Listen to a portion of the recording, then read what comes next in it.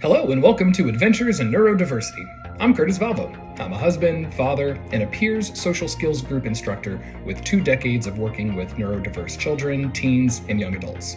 My co-host is my good friend Dwayne Howell.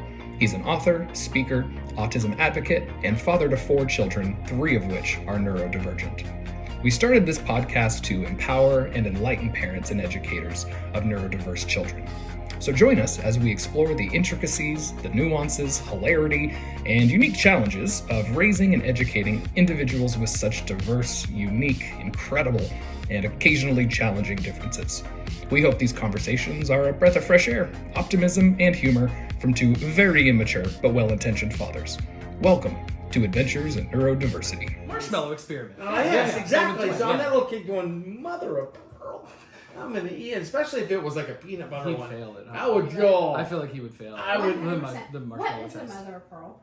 Who is the mother Mother of of pearl? pearl. I don't know. It's like mother of pearl inlay. It's But mother who of is pearl. she? It's like a fat It's dog. an idiom, or it's like It's Is like the it? daughter of a fat dog. Is It's it? a mother Okay. of pearl. I just Right. wonder. Yeah. I've been hearing that a lot lately as your substitute. It's And like I a just now substitute of thought like to bad say, things to say, I guess. Who is Pearl? And who's her mother? Who's her mom? Yeah, Is she's she a good? real. I'm guessing she's bad. She's She's- like mother of pearl. Exactly. So it's like, she must have. Yeah, she's She not must very not be a good. nice lady. You're not? She's not Is that very what you're kissing her? Like, No, I'm just. Yeah. okay. Mm. I could say other things. I love no. I love his isms. I know, Yeah, I do he's got too, it, but yeah. sometimes I have to know like the meaning behind it, like where I did don't think he Pearl- knows. I think he's just Like you could fully say making it up. mother It of is. Claudia, mother of Betty. Yeah, it could be. Ooh, that'd be Mother- better. Mother of Mother no, of Pearl, Claudia. Pearl just Pearl sounds is right. like, Well, I mean, Mother I'm of saying pearl. that most of the time, how many times you hear me go, "Oh, Larry"? I mean, yeah. I cussed Larry. Yeah. What did Larry do? Yeah. That's more common though. People always I've never heard anybody say that besides him. mother of pearl. Never. Yeah, I've heard Or Larry. Larry. Oh, Never I have heard heard Larry. Larry, but not mother of pearl. That must be a country thing. Here, How about this? here Here's in one the for city, you. we don't do And this that. one is not going to make it. This one will not make it. But like another one is eating shit out of a Ford hubcap, like grinning like a possum, eating shit out of a Ford hubcap. No. What? Shining like a diamond in a goat's ass. Well, what? We're just gonna make a cut scene Exactly. of just These you are just- and yeah. all of your. Eventually, there'll be a compilation of all of Dwayne. I feel like all those things happen on Pearl's Street or right in front of our house. Yeah, Yeah, somehow that's related. it. Somehow Her goats. related. Sweating like a fat guy at a free Okay. barbecue. Is what? that- Sweating like a fat guy at a free barbecue. That's No. universal. It's not. It's not. I love how you're like totally normal thing He'll for be people like to cleaning say. the house or whatever. He'll be like, God, I'm sweating like a fat guy eating barbecue, or I'm sweating At a like free a barbecue. at Like free a barbecue. Horn $5 church. whore and $1 day. Yeah. Or Something- horn church. Or horn church. Yeah. I was nervous as a long-tailed cat in a room full of rocking chairs. Oh my god, these are amazing. Yeah, these are not normal. I don't know. Maybe it's maybe I never hear any of these in my day-to-day life. Never. It's amazing. I look forward to them. Yeah, it's amazing.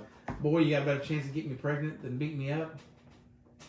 oh No. because a guy can't get another If guy he can't, pregnant. well, yeah, exactly. It's like if Oh. you, So you there's think no way you you think can you're gonna do whoop my ass, Gotcha. boy, you got a better. You got a chance better of chance of getting getting me pregnant than whipping my ass. Okay, gotcha. Stuff like that. Well, There's that always- at least tracks That's logically. a try, yeah. And then, see, logically. but the other ones, you're not going. What does a diamond and a goat's ass Yeah. look like? Yeah, I mean, yeah. Come on. what So is many that? questions. Okay, sorry. Right now, sometimes when it's not recording, it's the dumb shit that needs to come out. Oh, it is recording. Oh, it is recording? Yeah, Okay. I always start it without My him knowing wife is a because dumb. And then we reach in and we go like this, like we're actually on the mic. My wife is a dumb shit. So anyway, okay. I Two don't things. do that. Yeah, he doesn't. I assure you, I don't. What? do that. Yeah, but he does lean towards the camera and gets it that look like. I'll do the gym thing where I'm like, Yeah. we do need it. We do need we to need do to, and we need to full put on like some kind of. You need to have some icon that pops out like. This was a hard get. Okay. What? Now, Mrs. Howell, Danielle, which do you prefer? That What do you would mean? be so weird. Is to call her that addressing you? Would it be Danielle? Yes.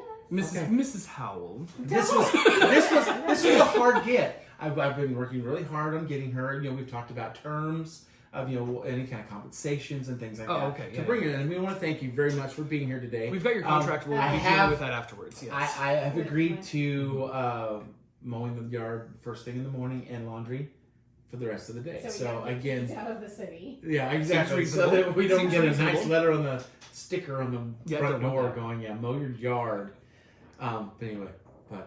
I Were was you gonna say. were you uncomfortable initially? Did he have to talk you into this? Gosh, Oh, not at okay, all. all right. I'm I just was saying, just my hard get is like, Yeah. oh, come on, but you're going to do the laundry and you're going to mow the front yard. She's got to get I something did from it. not. She's got to get something from it. I mean, small price to pay. Yeah. Small No, price to I'm pay. very less. I'm so much more go with the flip. Like we are so yin and yang. Like We're talking about yangs We're two again. yins. Yeah, We're two yins. yins. yins. Yeah, We we're are. two yins. because like he is so like major control freak and like has to have everything pre-thought 100%. What the hell? And then I am like, if Did he's you like, conspire this crap? Because this is... No. Welcome to your intervention Intervention. debate. Yes, like he's like, he'll just ask me something and I'll be like, yeah, let's just do it. Like I am, that's just the way that my personality is, but that's basically the way Such crap! No, it's not. 100% that's the way that it is. There's going to be So, a like- domestic call on the ride home today. Seriously, It's true. we've just made it to News 4, almost to Dateline. No, it's coming it's there. true. It's I all think funny. I don't even think I have to argue that point. I think that knowing you and your personality, that's very obvious. But how could anybody? You're going to see me that's deflect a not lot. that way? Right now, Why are you I'm rubbing petting the his kitty. But how could it? Okay, honestly, though, anybody that knows you, how could anyone think that there could be two yous together and married as a union? Oh, that's true. That is It would so just true. be like- No. it You have to have the opposite. I feel like there has to be that balance to the Uh-huh. marriage equation, or it'd just be 100%. chaos. I couldn't imagine Patty being like Chaos. you at a hall. What the? Terrifying. Terrifying. Nothing would get done. No. Nothing would get Right. done. You know what I mean? Like, if it wasn't for her, like, everything would completely fall apart. Mhm. And I Yeah. assume very similarly in this situation here. Oh I think my that's gosh. just marriage. My That's, underwear would be turned around backwards. You know. any yeah, of those 100%. things Yeah, yeah. Like, I don't think there's anything wrong with that. I feel like that's like the No. beauty of marriage. Yes. It's like, hey, yep, we all got our roles. So we got our embrace things. it. Don't take offense to it. Well, it's Yeah, because see, that's- if you and I lived together, it would be. Super fun. Well, it'd and be a blast. completely unproductive in the But we slightest. would have the discs, you know, We'd be eating out of a frisbee, frisbee. just like yeah, Andy. 100%. And, yeah. So yeah, it's like, come on, Yeah, Andy you and have to have April. that balance. You've So got to I have am the the balance. calm in this one. Yeah, just- you are the Ben Wyatt, and we are the Andy and Aprils, and yeah, Oh, I don't like that because I'd like to be a fun person. you're a fun Ben. Who are you saying? Are you saying she's the Leslie? I am. She's definitely. But Leslie likes to have fun, so I'll take Leslie. Leslie likes to party. I'll take Leslie now. Penguin, gay marriage penguin style? There you go. Leslie likes to Exactly. party. She likes to party. Yeah, Yeah, I'll take that. that's reasonable. Because he's a full Andy, I assume, right? Oh my Yeah, I assume Yeah. he's No, just see, a full like Andy. I said, Giant man I'm child, Andy yes. and Ron Swanson if they had a child. Okay, so you're like I'm a that. combo. Oh, yeah. And I think I'm like a half Andy, half Ben. Yeah. I'm like a little more on the neurotic side, a little you more go. anxious, and a little more high strung at times, and then just swing. I guess the Gemini in me of like swinging between a Ben high type A stress mode, overthinking everything, future mode, to full Andy, just like goofing off, giggling, eating peanut butter out of Yeah. a spoon in my underwear. You know, Well, see, yeah. like there's just a That's how I do. But I do like the Dichotomy. Andy calisthenics, and I work out like macaroni and cheese. yeah. A cookie. Yes. It's not Burt Macklin. What was his name? Johnny Karate. Johnny Karate. Johnny Karate. Yeah. But when he talks about that, he learns that like your exercises could be food, and he's Yeah. like, yeah. Oh, that's right. That's right. Because I'm getting energy. I'm Yeah, getting the energy energy from what I from do. food. Yeah. I Yeah. thought you just made that up. No, I did not. I wish I was. I wish I was that good. Yeah. That's it. amazing. Hey, how did the ONAPT conference go? The talk It there. went I haven't good. heard anything. It went really good. You know, it's nice to do that because it's kind of, you see the difference between, and nothing about what you see the younger that are just coming into it and Yeah. the older people that we've seen for years, and just get a mix. But I mean, I think it went really well. I mean, when she would speak, I was watching, kind of, you know, looking around Crowd and stuff. and feeling it out, and then, you know, my loud. She's the one that had the mic, and then I'm over there in the corner. And she Just kept trying to yelling hand at a room. it to me. I'm like, why do you do that? You know that lady back there is like going, shut up. But no, I thought it went really well. I mean, basically, we could have gone for 2 hours easy, just as far as just the things that I we're bet. talking about. It was like we're trying, Yeah. you know, Laura in the back going, 5 minutes. Is she? Shut up. No. Flashlight. Yeah, Comedy the club. lights flashing in the back. Exactly. The lights go down on the front on us. Yeah. they play us off with the music. I think it went really well. I mean, I love the fact that, getting to be around some of the people that have guided us into where we're at now. Yeah. As far as just that whole perception of the way we started off with any kinds of therapeutic settings is just the way, again, like was that the main focus of your talk there? Was you kids, the therapy services they received and your experiences with those, was that kind of we kind of talked about, just at the very beginning, we just showed pictures of all three of them together, like a picture of them, and then we kind of put up a grouping of each one of their diagnoses, ADHD, high functioning autism, and then ID, because from a very young age, and on our report it says that he was mentally retarded. Yeah, and that kept going and going and going, because every time he went for his IQ, it was under 70. It was 68, 69. So he kept, and then it finally, then they started using the terminology intellectually disabled. Sure. But as a parent, you're going through all this other stuff, and they're like, wow. Then you see that, and we're sitting there thinking, this is our most high functioning one. Sure. And then we get a diagnosis at the same time of mentally retarded, and so that was very, very hard. Even in 2000, I mean, what year would this have been? Yes, they were diagnosed initially at 2004. His first diagnosis was 2005. Yeah. Was. We still have the report, and I was like, sometimes I just want to show that and just say, wow. So I just think it just goes to show that initial diagnosis, just to keep that in mind, that not to define them by what they are, but what the possibilities are, and try to drive your therapeutic process based on what you see in the moment, not what you see on paper. On a report. Because I think that we get reports, especially in schools. We get reports, and so we get this mind frame of what we're going to do with them, what their goals and objectives are going to be, but just kind of that anything is possible kind of thing, especially looking at all three of them, what they're doing now. So we kind of went with that, and then just some common misconceptions between a provider and parents.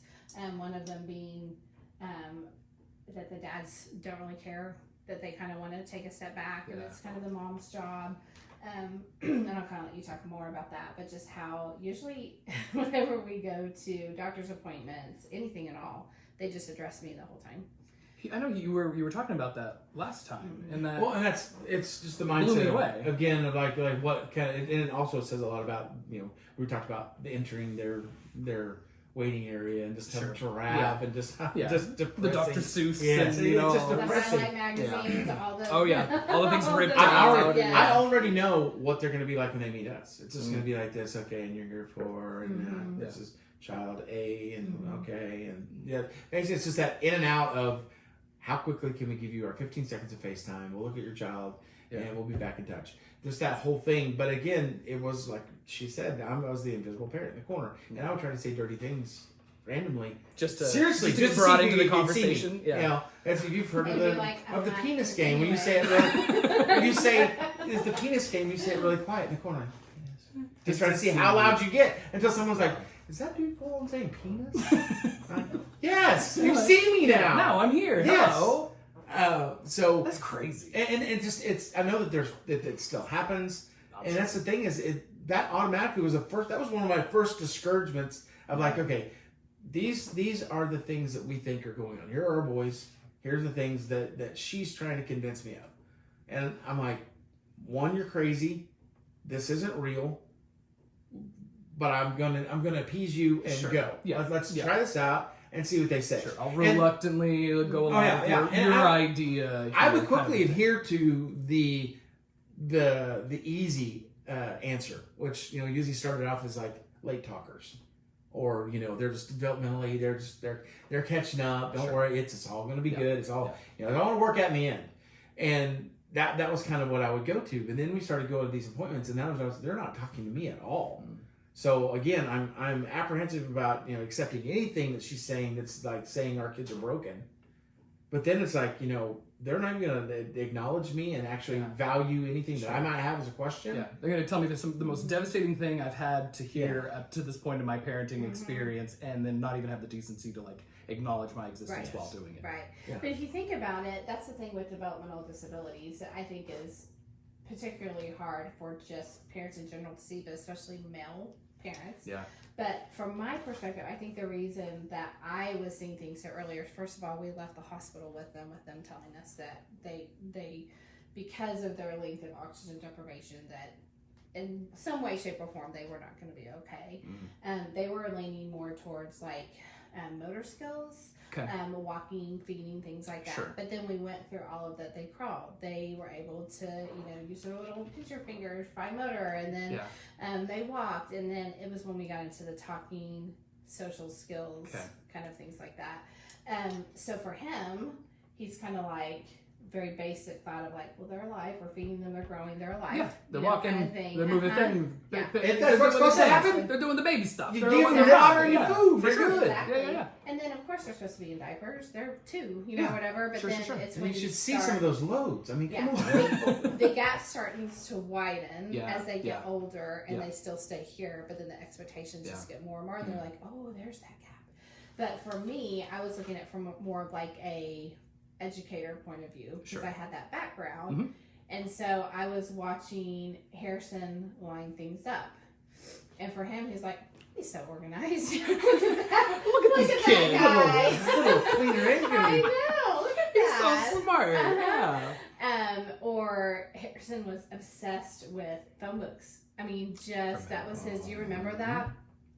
And I would show him like the ABCs or something. I write them down. Then he would take his little magnadoodle. He would write it. From his point of view, and even my parents' point of view, everybody was just like, "What?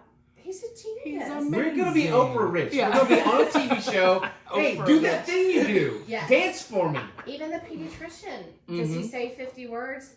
Yes. But, okay, great. And I was like, but they're all numbers. Like, he can say 1 through 50. There's just 50 words. Or he just says the letters. That's his, but he's not giving me any, he still hasn't told me hi.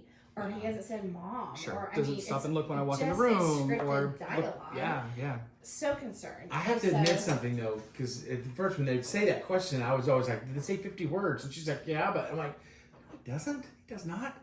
And then I'm thinking, "Oh yeah." When he says 1, 2, 3, those are numbers. Those are words. Those are numbers, but they're also words. All right, I see why you've been ignoring me this whole time. You know what? On second thought, never mind. Yes. So just little things like that I was just like, oh. So those were that was like your first like, this is different. Right. Okay, that was like the initial thing. So it started with him. Okay. And then with Jacob, it was that he just wasn't talking at all. He didn't really say much until, around the age of 5. Okay, so language delays on that side. And then with Keegan, it was more of, he had some pragmatic language delays. Sure. Jacob was more articulation, and I think it was the articulation that was kind of like stuck out to you too. To me, it was the actual language production. But with Keegan, it was more social, just executive function. Yeah, and things and the like play and all those kinds of things. And that's what's so hard for parents. I think that's particularly hard for parents when you're talking about developmental diagnosis, is that it's so hard to see those things until they become school age, because you don't really know how they're going to act in a social setting. These were our first kids. I knew nothing, and that's why I was like, cognitively, once the expectations go beyond just the basic developmental milestones, and then you get hit with all of this. Well, they're not doing this, and they're not acting this way. They're not making friends, and they're walking the perimeter of the playground, and all those things that you don't really know. Start to pick up steam, and that's something I think of all the time, because I deal with.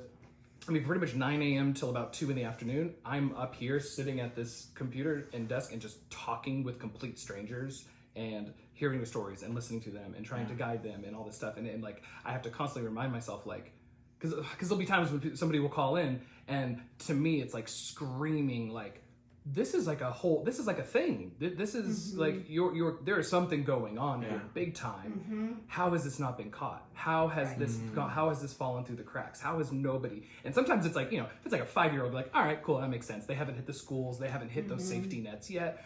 Your average parent, how much do they know about like child development. Yeah. Not a lot. Most people don't No. know that stuff, right? So it's like, it is what it is. But those people who were there to like be those first lines of defense to catch this stuff, I feel like are constantly dropping the ball. And I don't know if it's because of lack of knowledge, if it's lack of services, lack of money, you know. Yes. That's what I'd say. It was a lack of knowledge. But when you work the system as much as we have and seen, a lot of it is, how much do we want to tell them? How much power do we want to give them in the sense of knowing like the school systems and things? And I can't say that about all. I mean, I don't want to say, because there's amazing people who we've met. And there's horrible ones, There's amazing people we've met through the schools. Sure. But then we've seen others and heard stories. And it's like, you know, how much do we want to tell them that they can have access to, or things, or just even that basic knowledge? I mean, do we want to give them this? I don't know. I can't say again about all of them, but that's been some of my experiences. Is that there were the opportunities that I could have learned a lot more. Yeah. But it wasn't given to you. Or whatever. Now, I didn't want to take it from her at all, because again, she's butchering our children. She's butchering our children. She's adding things that we don't need to worry about. Yeah. Like, why? We've already got all these other issues going on. Sure. Why would you add to that? Why would you want to do that? And that was the thing, is that it was always something that I felt like you're trying, and I don't know, control the situation or make a narrative, false narratives and things. And I just was completely oblivious, and I didn't want to see it. There's so many times I didn't want to see things. And I think, and this is the thing that, and everybody, if you've heard the story, you've heard it, but one of the moments that I pride myself on, just because I love the moment, but one of the things that really freaked me out is that, you know, she was showing me things, and I can still remember to this day. It was a Winnie the Pooh little honeycomb. He's on the side. You open it up. You pull out the cubes. It's got bees on, and he would do it with the figure on one side, the colorations, and then change it to the other one, and it'd be like 3, 3, 3, 3, but it was just like watching him do this, and I go, oh my gosh! But again, I was seeing it more as, this kid he's got daddy's brain. Thank God he doesn't. Thank God he does not. Yeah, there you go. And I say this, I will segue into this also and say, you know, there's a few kids of mine that look like me, and I apologize to them every morning. Thank God they don't have. I'm sorry you have my looks. You didn't get, and thank God you didn't get my brain. You got the mama's brain. So that's we're at least saved on 50% of stuff. So initially you had these like, okay, this doesn't seem right. I know enough about child development to know. Had you gone to like a pediatrician or anybody like that? And if so, like, what did they say? Were they like, yeah, you're right, we should move forward? Did you get no, dismissed? No, dismissive? It was dismissive, and I think that we were like in so like the flow of like everyone was like celebrating, they were doing so well, and so it was just like I said, just checking the boxes, check. As long as they check the boxes of those milestones, like I said, the 50-word thing. Now Jacob, they did not.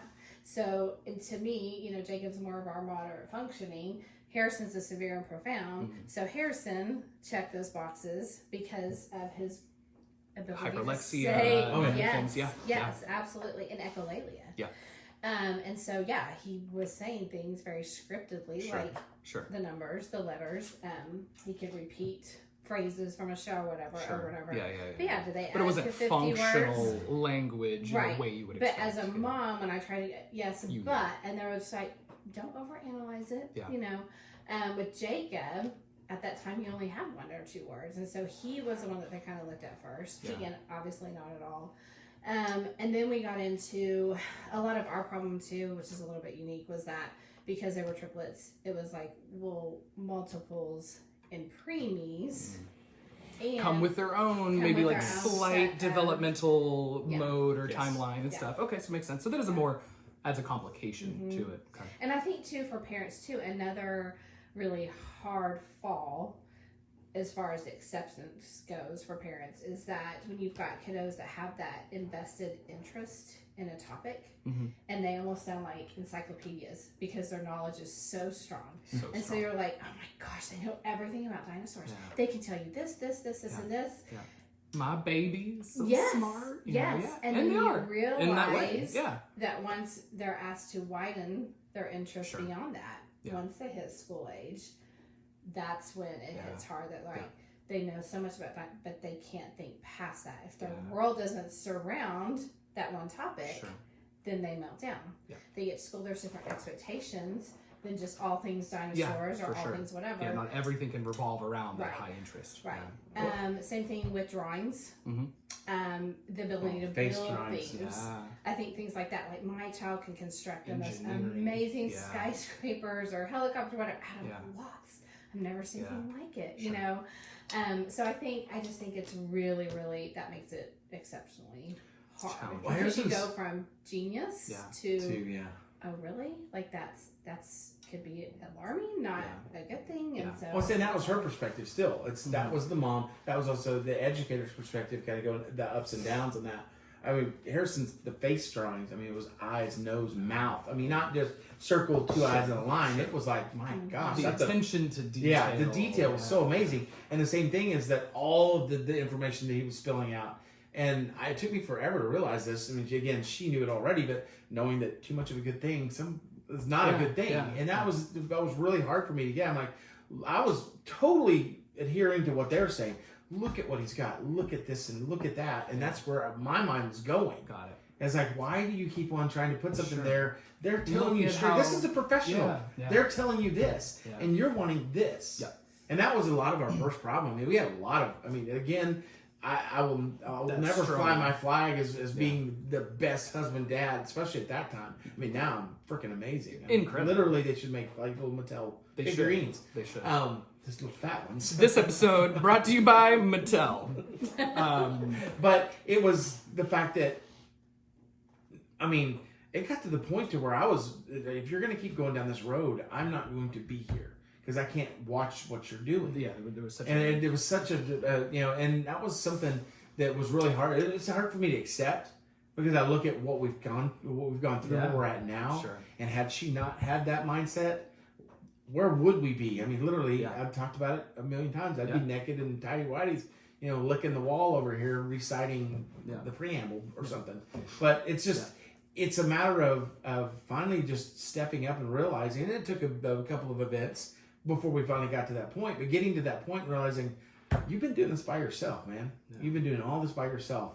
What the hell have I been doing? Nothing but being a titty baby and, just completely trying to, if you avoid it enough, sorry, that's a titty baby. I'm sorry, I was trying to keep it straight. you say titty baby? He said titty baby. That's why I used to be. Titty baby. I thought I remember a little girl in school. I think it was in kindergarten. like- You're a titty baby. And I've held on to it ever since. Is that like a child that can't stop Such a bottle. breastfeeding? Oh, okay. So when you got to, so you were there, you went to your pediatrician. Your pediatrician was like, they're fine. Yeah. But they did flag one for the language delay. Did they? Mainly What were they language. like? All right, go get speech or go get an eval, or were they just like, yeah, give him time, he's just a late Give him talker? Okay, Mhm, yeah. yeah. Because I get so frustrated. I see this all the time, Yes. and so like just momentary soapbox of like, listen to your gut as a parent and like don't necessarily trust the professionals. I mean, that sucks to like have to say, but like I've seen way too many times where people are like, well, I was worried and I went to my pediatrician and they told me not to worry about it. Yeah. Or, all of my friends were telling me like, oh, they're fine, they'll catch up, they're just this, they're just that, or the school, and it's like, but they knew something was wrong, and then it delays the whole process and the kid doesn't get a proper evaluation till 8, 9, 10. So yeah, I feel like Yeah. there's just so much education. We were lucky that though. goes behind that. I use that word loosely, lucky. Yeah. But we were, with all three of our boys being so totally different, that we got an idea of kind of the differences, the spectrum, the Oh, true yeah. feeling of the word spectrum, to know all the differences that we could be accepted. Because Yeah. again, in the very first, there are people that we would meet and they're like, well, he really doesn't look like. I mean, what's that look like?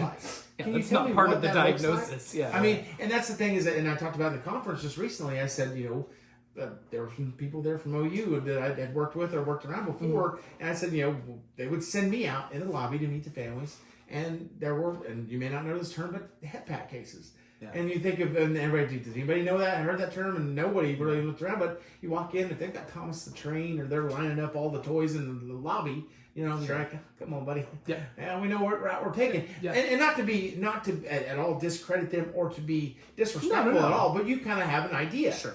But there's so many more that it was that was a blessing to see, is that our experience as parents is seeing all the different things. Oh, this is and this is. Yeah. But then this is too. Yeah. And you got to see all of the different weight that are on parents.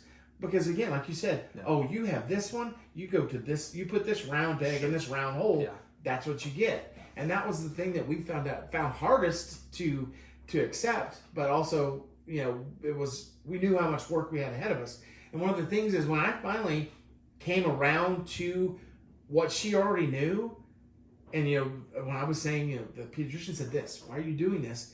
Once I realized, oh my gosh, this whole time I've been wrong, then I was hypersensitive more or less of what crap are you going to try to lay on us now? When we went into new either IEPs or either new pediatricians or therapists, and it was like already I'm on the defense. It's like what do you got for me?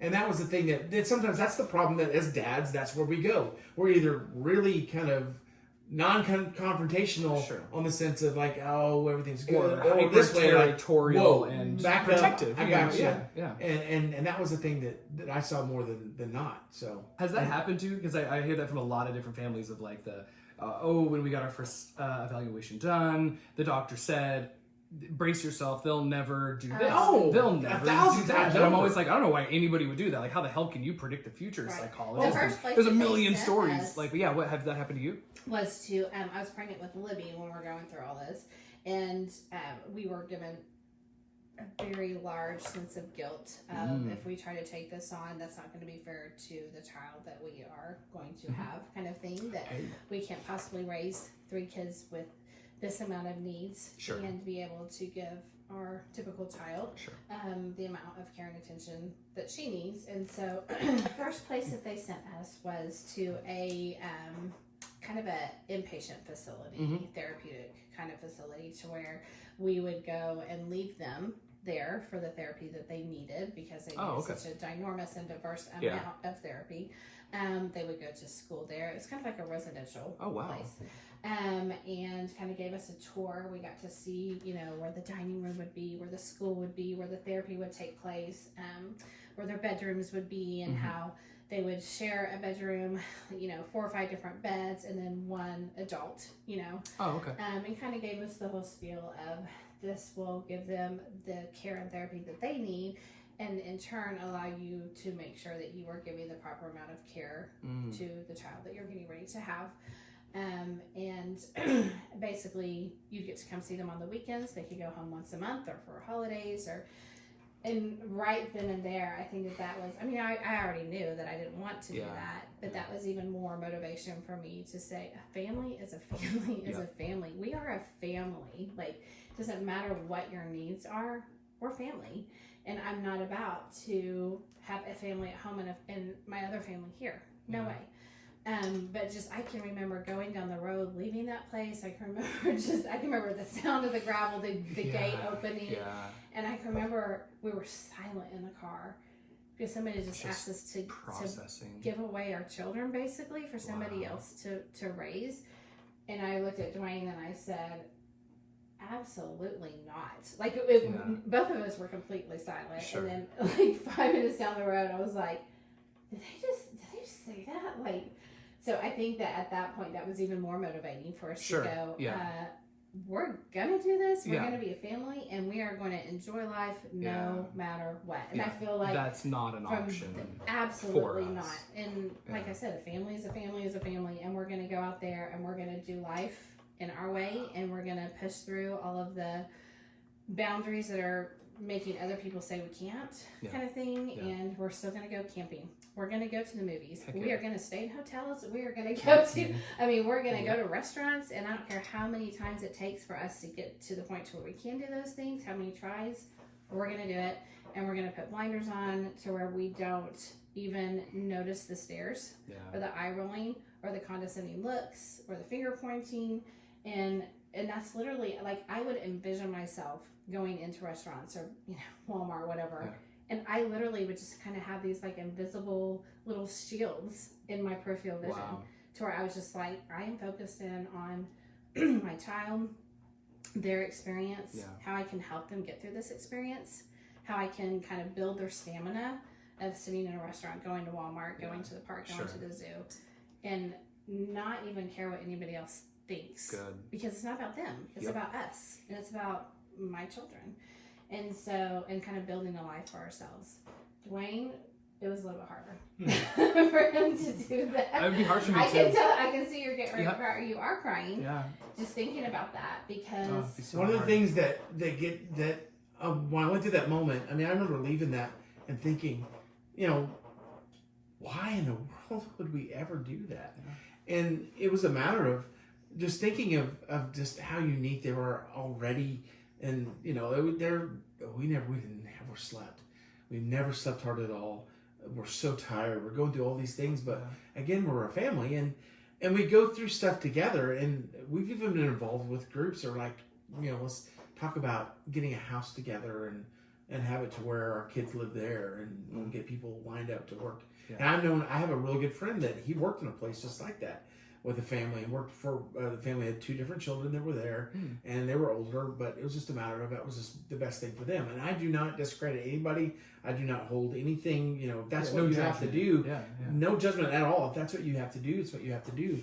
I can remember though, there's a dream that I've talked about, and a few people that I've told this to, and not a whole lot, but it's just basically, I was driving to work down I-40, and I can remember this dream is so vivid. But I pulled up, and as I was going in the fast lane, we were just going back and forth in traffic, and a van was coming beside me. I was in the fast lane, van's coming beside me. I look over, and the guy driving it just, got a cigarette, flicking out the window, just hair slicked back, and just looking disheveled, and just something about it just was not comforting. It had some name of some group, whatever, disability, something or other. Yeah. And they're pulling through, and I'm looking, and at each window I'm seeing just depravity, just this whole like beat down looking individuals older in the car. And when I get to the last window,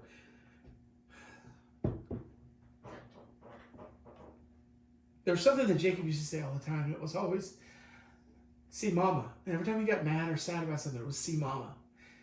And I looked at the back windows of the cars, the buses going by, and he sees me. He starts tapping on the window, and just I can visualize him saying, see mama, see mama. And I'm watching it go. And I'm thinking about that. I'm like, why would that be something that I would want to be a part of? And it was something that was so vivid to me that I said in that moment, I will never, ever. I'm going to keep myself physically able to take care of my kids and everything that they need to do, everything they want to be a part of. And we're going to be in the stupidest things ever if we have to. If it makes them laugh, cry, or smile, I want to be right there in the middle of it because it makes us who we are. Yeah. And I saw that, and I tried to, it went past, the car for me slows down, I can't get to him, and when I finally get back up, he's not there. It was just one of those things that I pulled to the side of the road, and I just remember being so vivid. I mean, I could picture, I know what was on the radio, I know what was in my seat, I know everything about that whole dream, and I've thought about it so many times that it's motivation. Now, in saying that, sorry, now there's plenty of times I would have sold them to the neighbors in years past or years since because of things that go on. I can still see the beds and stuff in that room, the whole thing, the way it was set up. It was nothing that called to us at all. It was nothing that, it was like, I'm looking at her going, how do we get the hell out of here? Yeah. They're going to lock us in here. Wow. And it was. So after that, I assume that was probably a fairly pivotal moment in your parenting of like, okay, here's the world that I'm in. Here's what the options, the very bleak, I would assume, options that were presented in front of you, and that somewhat motivated you, pushed you to move into a different direction. What were your next steps from there? Because how old were the boys at this point? Were they like 5, 6, I'm guessing? 4, 5, 6? They turned 4 2 days before Libby was born. So they would have been about 3.5. So still very young. Mm-hmm.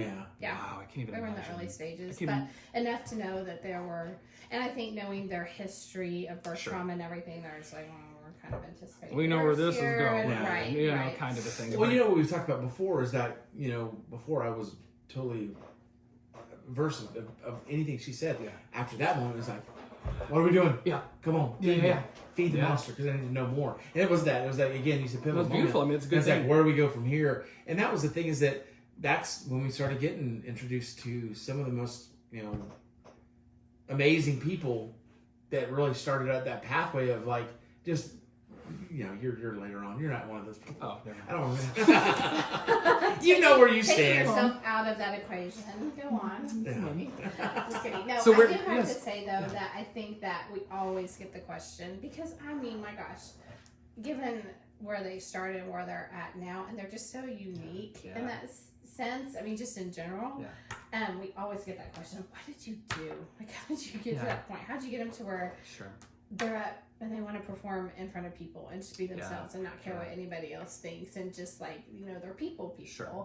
And it's so opposite of what you would expect in an autism diagnosis. And of course, they weren't always that way. I mean, they're always very loving, people, but and just you can just tell when you meet them that they are just like we are who we are. Yeah.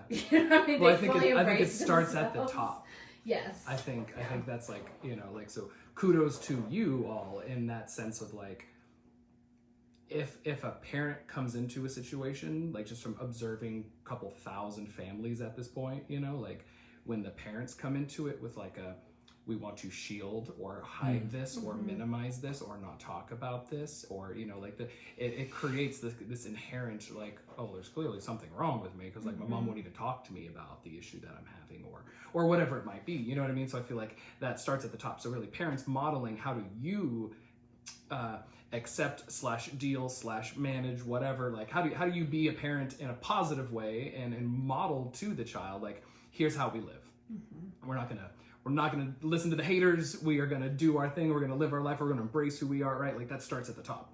And if you two wouldn't have done that, they would not have done that. You know what I mean? They would have obviously gone in a different direction. I've seen it a million times before. So I feel like that's an important piece to say too, of like on the parent side of like it's not just about the kid, like and nothing. It's also about us and our behavior and how we think about our children and how we respond to our children and treat our children in the world around, talk about our children around other people.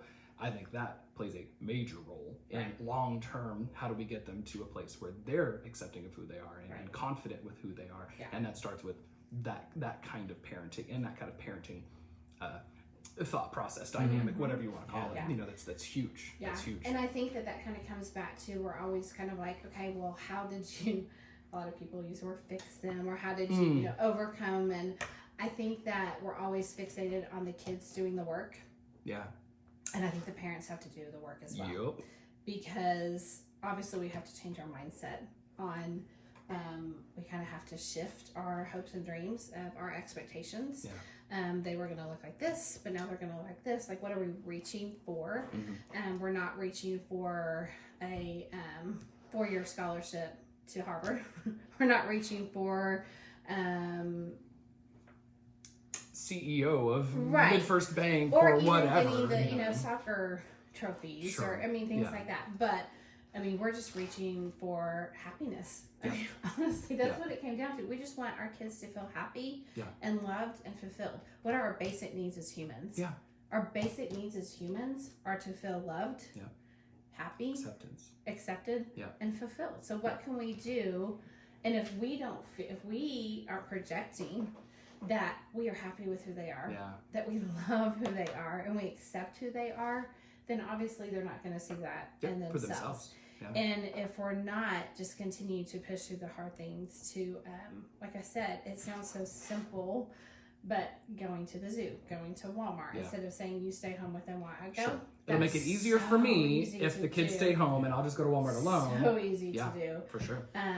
But unfortunately, there's a lot of teaching moments that come with that within yourself and within in society, because there were several times where we would have to talk to people in different situations. We had one. And use our different tones. Oh, I would imagine. Like, you take the children. I'm going to talk to this woman real fast. Go Or to this man. I3. I'm going to say I5, and then I'll meet you over there when I'm done. Yeah. We're at DEFCON 5. So. Yes. There was I feel like one of the defining moments for us as a family of like, we've come so far, we can do anything. Sure. And then you have those very humbling moments where you realize that maybe you haven't come as far as or society hasn't come as far as I was going to say, you stopped being society. It wasn't us. We were embracing these moments. Others. It was the others that, and that was hard to get. And it was a moment where, we're like, I know you know where I'm going. Yeah, I know, and that's an episode of itself. But I think it's shocking, and I don't even know if you know the story. You might. Our Hideaway Pizza story. Yeah. You do know that story. Okay. Do you want us to tell that story or no? That is a long story. That's for another. Yeah. I think that's another. I think there's probably We're going more for a million different stories that would encapsulate what you already said of just like society not moving on. You know what I mean? What you in embracing like that. There's two different sides that we're here too. Yeah. We're gonna embrace things and motivate and do things completely different than each other. I mean, we're still gonna come together as like, okay, you're as a couple where, you know, as their parents, we're going to do this, we're going to kind of come to this central moment. But there's moments where she had that I wouldn't have had, and vice versa. Sure. Yeah. I can remember we were working with, I think one of the first times that Tara Warwick worked with us. We were out at McDonald's on Northside. And I can remember like one of our first times going out. I'm like, I'm over there verbal diarrhea, just talking, going, I'm in the public with my children. And I remember there's this little girl that walked over, and there's Harrison. And she's like, Mama, why's that boy got a diaper on? And that's when I was like whispering over here, you asked that question because your mom's a bad parent. Doesn't teach you nice ways. But no, it was just one of those things where I'm like, oh, pack it up. We're done. Let's go home. Yeah. It was just that, man. But I'm like, she has taught me like, no, you know, save that for the car. Yeah. But let's just continue on. And that's the thing is that you just have to persevere. You have to go through that. You're going to have. Yeah. And that's in anybody's life.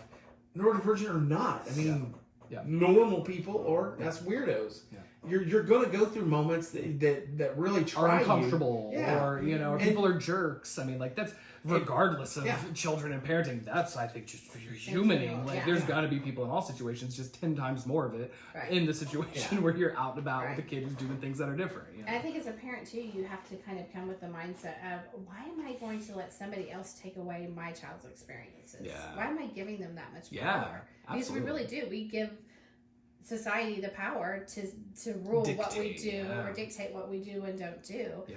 And just out of our own fears for how they're going to make us feel, just as much as how they might make our child feel. Yeah. When you really sit back and look at it, you're like, is this more about me? Yep. Or is it more about them? Yep. And I've had a lot of the me moments. Oh yeah, I mean, it's true because you're already going through so much hurt and pain. Absolutely. Why would you want to just add any more salt to into it? The wound? Because you are, when you're going out, it's to be expected. You're going to get the looks and the, you know. So I think that you kind of have to say, you know what, they're worth me putting those feelings aside and getting to have those experiences. And I just have to, you know, push past that. And that's very, very, I'm not saying it's easy at all. It's so hard, but you feel so empowered once you start doing it. Is it like a scar tissue kind of thing? It's like it's a pain and it hurts, and you know those experiences of people looking or saying things.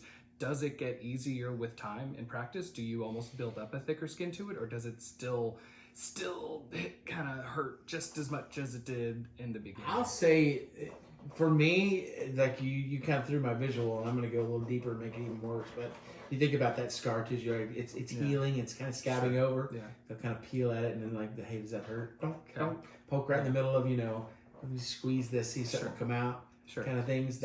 So it digs into, you know, even though today I'm in a better place. I can cover it better today.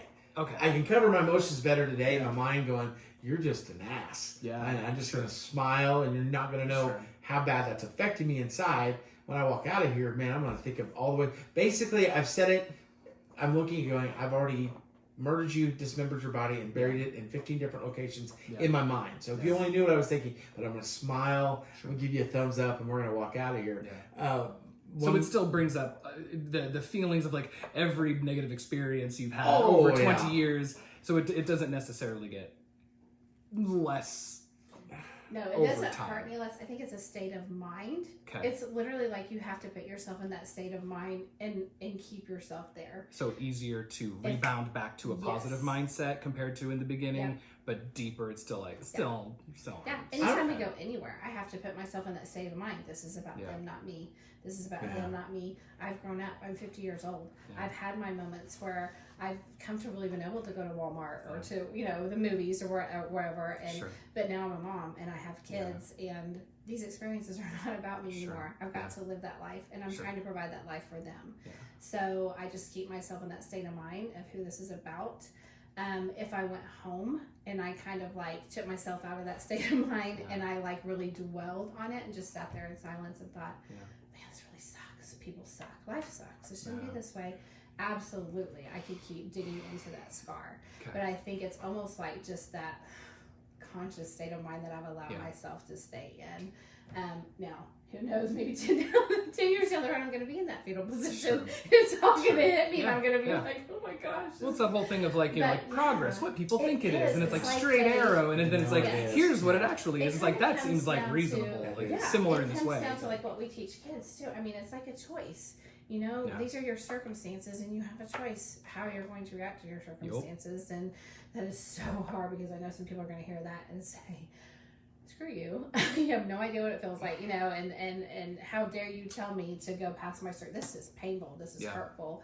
But it really is. It's a state of mind that you have to make a choice. I could feel one or two ways, and it is best for my children and my own health, my marriage, if I allow myself to look at it this way, that it is all about my Well, it's a bunch of different things you have to think of too, is that like, you know, a great guitar player, they start off and their fingers are just bleeding. They go through the blisters, then there's calluses, then it's like, you know, it's just second nature. Yeah. I know you don't know this reference because you're not a fan of the scary movies, but Dr. Sleep, which is kind of the sequel to... Okay, I have actually seen it. Yeah, I do love Stephen King. So it's Danny. Danny, he get the lock boxes. He's taking all those monsters, putting them in there, and closing the lid to each one. Yeah. And it says that's the way I have to do it. Now, there's moments where I'm with somebody and I'm finally to the point I'm getting ready to unlock every one of these boxes, and you and I are going to have it out, and you're going to know what my pain is. You're going to know what I suffer through every day, so that my child can just do one thing when yours are this way. It's the matter of you know, they've got that next step. Mine probably won't, but we're going to embrace every step that they get to take. So I was curious. So like you had that experience at that place that rocked your world, totally like switched your perspective and stuff. Where did you go from there? Because the boys are getting like 3. They're like itty bitty, newly diagnosed. You go to this place with like essentially it sounds like a borderline institution type environment, group assisted living home, yada yada yada, but like for little children, right? Not for like adults who, you know, don't have a caretaker. 4 children. You know. So you went from that and you're like, where'd you go from there? Like, what was your experience? Had they been diagnosed? I think this kind of, yes. Okay, so they went at 2 to 3, because... Yes. Okay, so 2 to the 3, okay, and then the third followed behind, okay. I think this kind of goes to the second point of what we talked about at the conference. Yeah. I think that just kind of assuming that as providers or therapists, that when the parents come to you, that they are given the resources that they need to be able to expand further on whatever their therapeutic decisions are going to be for their family, their plan.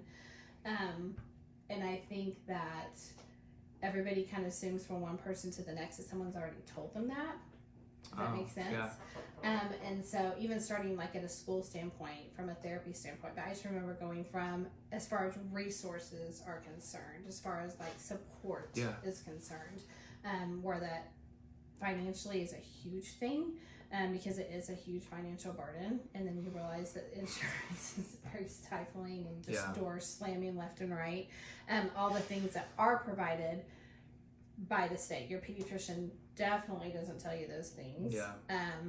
And then, you know, when you're coming to therapy, you're kind of in and out because there's people in front of you, people behind you, and it's kind of like, you know, Jacob Howell comes in for his hour session, he leaves, next person. There's no talking time in between. Yeah. And so I feel like kind of you get passed from one therapist to the next to a pediatrician, and along those lines, nobody tells you all of the other information behind being successful as a family and as a parent that you need, and all the resources. I can remember just going from, I mean, there were times where my kids had 5 days a week of therapy, and we had a long drive. And then 3 days a week of occupational therapy. And then, I mean, it was just like, then I had one of them that had lots of physical things in between all of those. And so you're just kind of bouncing in between all those things. And then in moments when you're home, they don't sleep. therefore you don't sleep, and so there's never any downtime. And so being able to make those phone calls to say, what are my resources, where do I start, where can I go next, all of those things. So I think that just taking the time to kind of just call different places like DBSD or just SSI, Autism Oklahoma, and just kind of having a wall, like when you go into a pediatrician's office and you see like all those different pamphlets, and you know, yes. like, Just having parents that look at that and go, I need that, and then having that in front of them to be able to say, I'm calling this person, because if not, you're opening up your laptop and going, Google state of Oklahoma help for autism disabilities. help Oklahoma, and whatever. you see all of these things. You're like, which ones are legit? Like, you don't have time to call. At that time, there was, I mean, there might have been two. Right, right. But it still happens today. It does. I mean, it's still, and so just kind of like being mindful of empowering families by taking some of that legwork, because if you don't empower families with that, most likely it's not going to happen. There's no time or energy. There's just not. And if you do try to get on the phone, there's so much screaming in the background. Sure, or you can barely hear anything. Like, I've been on the phone with you for 5 minutes, and now my child is at 7-Eleven 6 blocks away, barefoot and naked or whatever. So just kind of empowering families a little bit more to find those resources. Well, the resources are everything. The empowering, we talked about that, and one of the things that I said was, you have to understand that, and you started it off, and I kind of finished up on it, but you might be the only adult conversation that we have. Like, we're finally find one person. Okay, let's start. Let's go to this person. Let's go to OT. Let's try this out. This is what they said we need to do. Let's start this. And when we get to you, you said that may be the only adult conversation that you have all day, and sometimes it's so fast between this and that. You're like, what? Okay, next time. But the thing is what I threw in there too is that, you know, our kids may have gotten there fully dressed, looking amazing. I may be half naked, but they're dressed and ready to go because we're like, we see and know the importance of getting there. So it's having just that little bit of, and I always think of I reference Scrubs like on every deal. That's what's wrong with my son. But it's like the episode where they had the 15 seconds up there in the corner, and you gotta go and talk to a patient. It's like 15 seconds. And it's like, whoa, okay. Talking about how little time doctors spend with their patients before moving on. And I don't mean to say that they just do it because it's like, because they're you callous. don't warrant my time. Sure. I've got 6 other families that are waiting in here, and if one of those people were, I get it. I get it. It happens. I get 5 minutes. That's how much I can possibly do. Right. I can do a group for 55 minutes. I have 5 minutes to transition 7 kids out of my room, down the hallway without running, jumping, flipping, crying, flying upstairs, running away. Exactly. Get each kid to their parent. Start a conversation with a parent, it's never going to stop. And then I end up becoming then you have super somebody late. that's sitting over there on the couch with you, and it's just like, they're crying. But I've got 7 more kids who like, are waiting. And then once you're behind 10 minutes, then the rest of the day that piles up, and all of a sudden you're an hour behind. Everything else, And I have kids who are just fully dropped off in the parking lot, and like parents bounce, and so I've just got like 7 kids hanging out unsupervised in a waiting room where I can't leave them unsupervised. So to me, like, it's a societal thing that we need to change. To me, within a clinical setting, we need to have therapy going on, and while those kids are in therapy, we need to have a social worker that's helping with resources. 100%. That could be every time that they come, you're making phone calls, you're filling out forms. We need to have a counselor that is there for the family or the parents while the kids are in therapy. Absolutely. I mean, we need so much like whole system support, and I think that we're just kind of like on those hamster wheels of just like, we're providing the therapy, or we're providing, but it's all in isolation. And it's like we all need to full circle come together, and there needs to be that resource, help, and future transition. We need as soon as they are diagnosed, we need to be thinking about transitions. We have got like our homeless population right now. It is. We were at an event, autism event. What was the film that we saw? It was a premiere for a film, and I cannot think. It was about being a caretaker, and they were saying the largest homeless population that they have right now are people with disabilities. Not everybody can take care of their kids forever. No. Not everybody is healthy enough to do that. No. Not everybody, not only physically but mentally healthy enough, financially. Not everybody has siblings that can take them in. So where do those kids go? I mean, they can't take care of themselves. Where are they going to go? The only default is being homeless. And with us being 1 in 26 right now. That's now. I mean, that's a ginormous part of the population that we haven't even seen yet. Yeah. The only thing that we need to do is step up and intervene now, so that we can even statistically get the numbers to let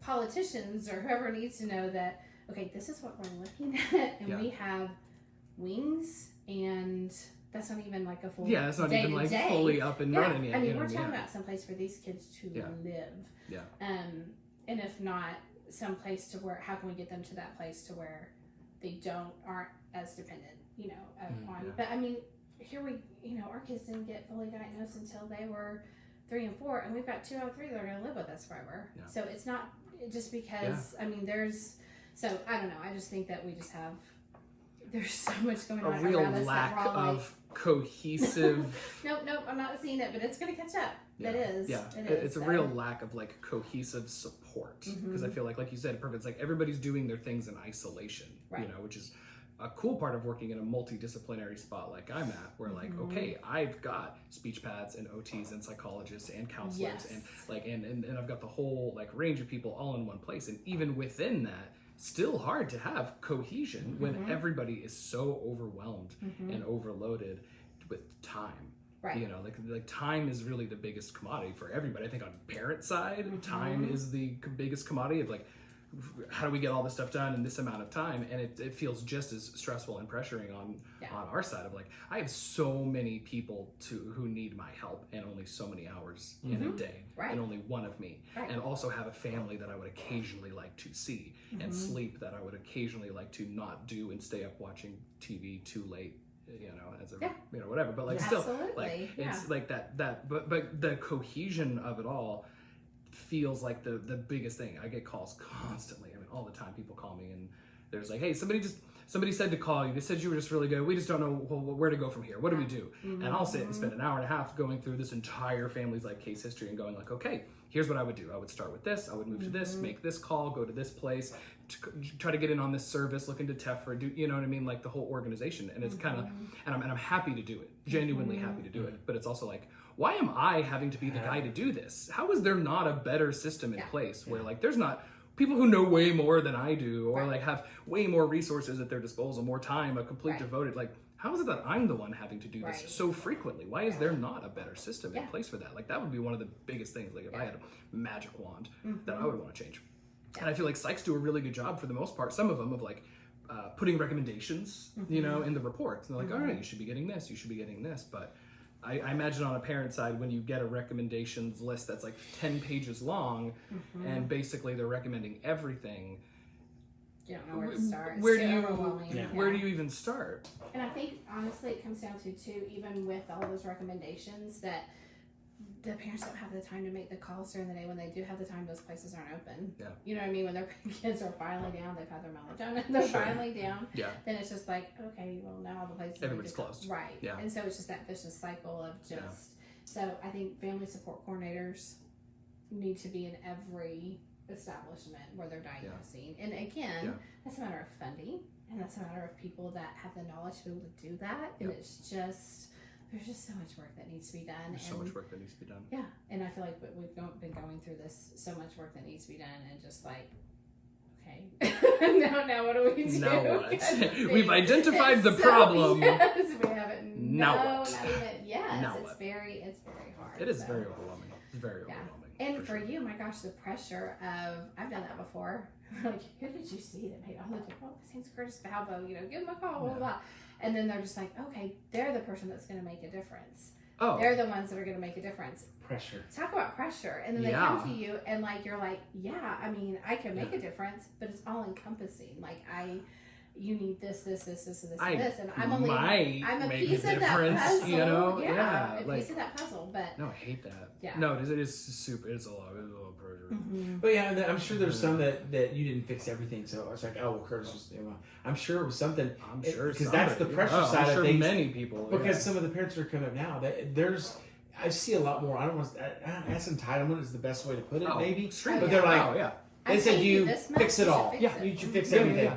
They don't realize they need to have some skin in the game. And that's the thing is I want to tell, if I'd say anything to parents, 1, accept the grievance side of it. 2, realize there's going to be a tough journey. But 3, man, know that you've got to put in the work or it's not going to happen. I can't rely. I mean, you are there to help me as a resource and to say, here, this is what we did. Take this home. Do these things. Yeah.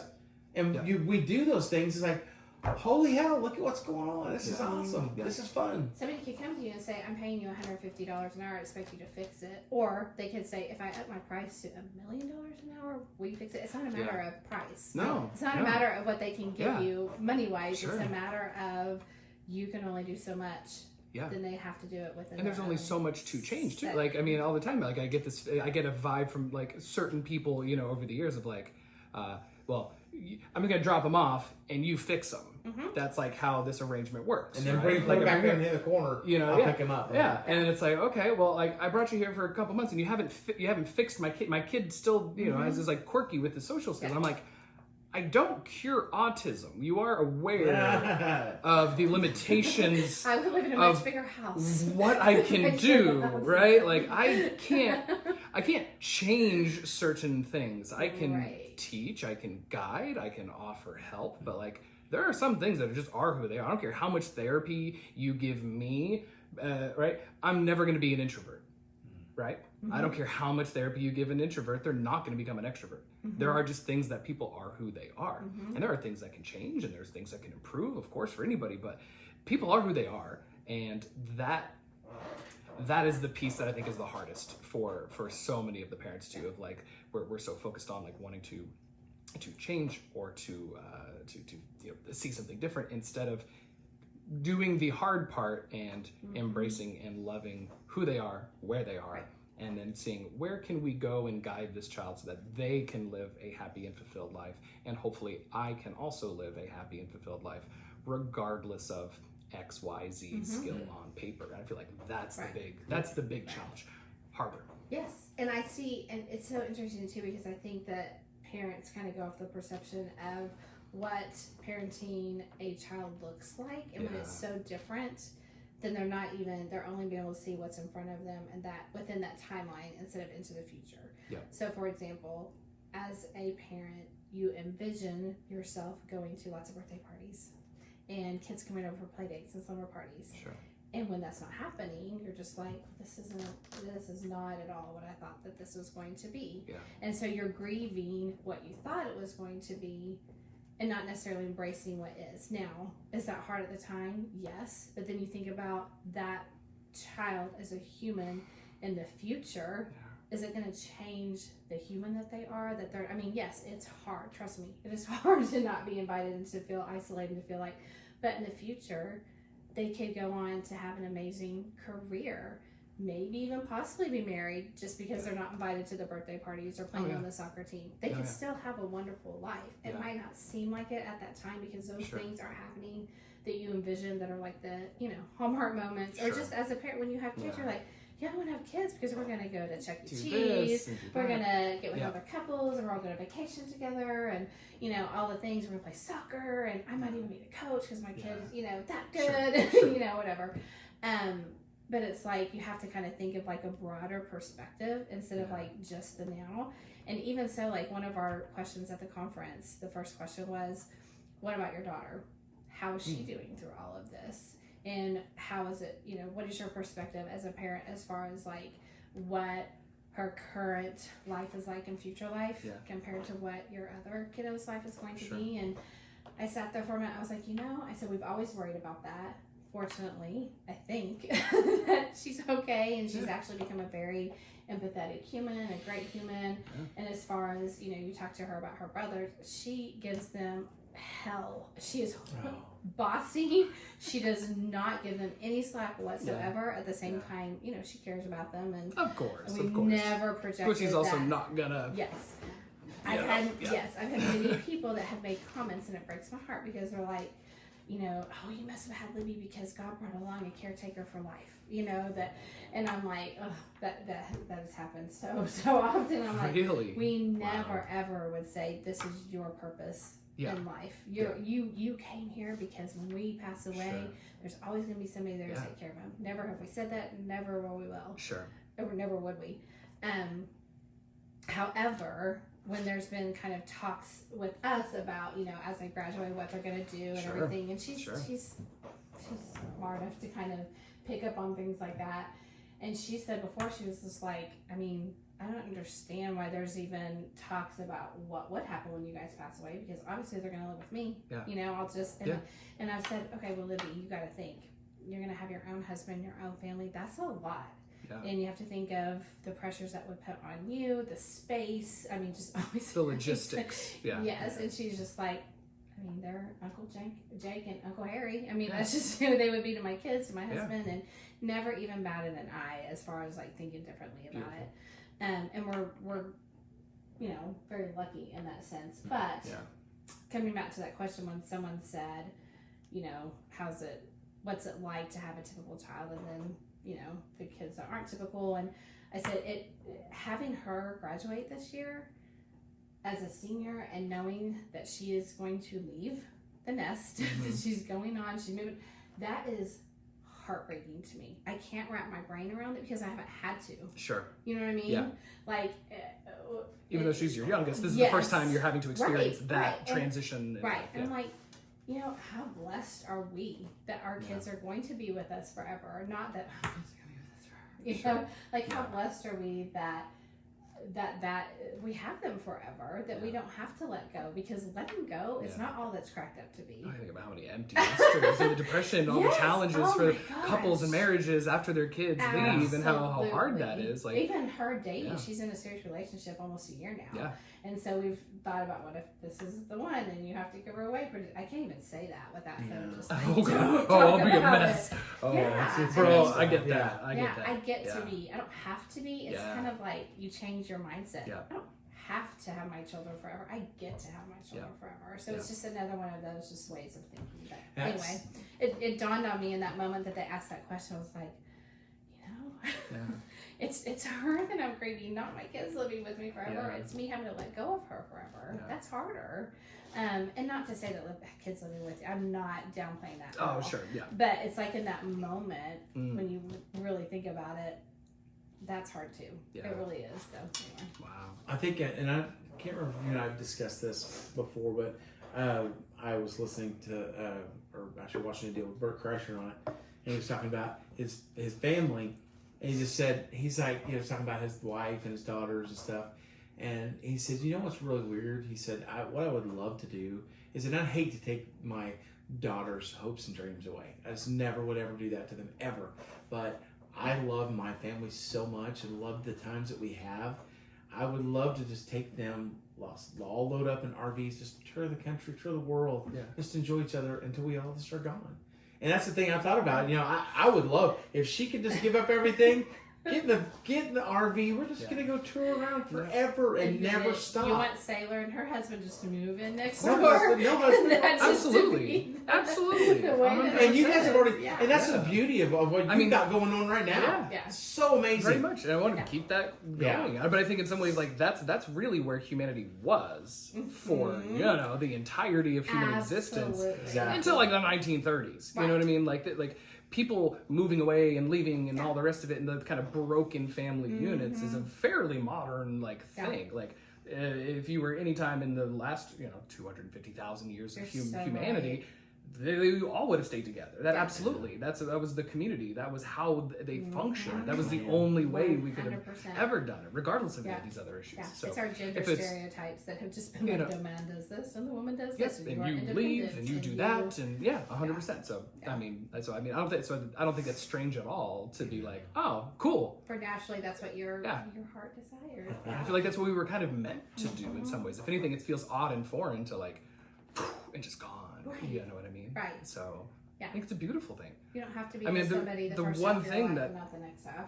I feel like you've hit it in like 5 different ways today, but of like the ability for parents to focus in on their perspective of the situation instead of focusing on the external. I mean, that seems like focusing on like is within your control versus what is out of your control. Parenting children with disabilities, it's all about sacrifice. All We of us, sacrifice so much. We sacrifice everything about that our would be life like for a ourselves. moral, ethical, whatever life lesson of like what's good advice for any parent, but especially a parent in your in your shoes. would be like, sounds like change your perspective, change the way you see the problem, see the way you know, change the way that you view the situation or are viewing the situation to one that is, you know, I don't want to say optimistic, but just not focusing on all of the negativity, not focusing on the downs, not focusing on the rest of it, and trying to like balance that with like a more beautiful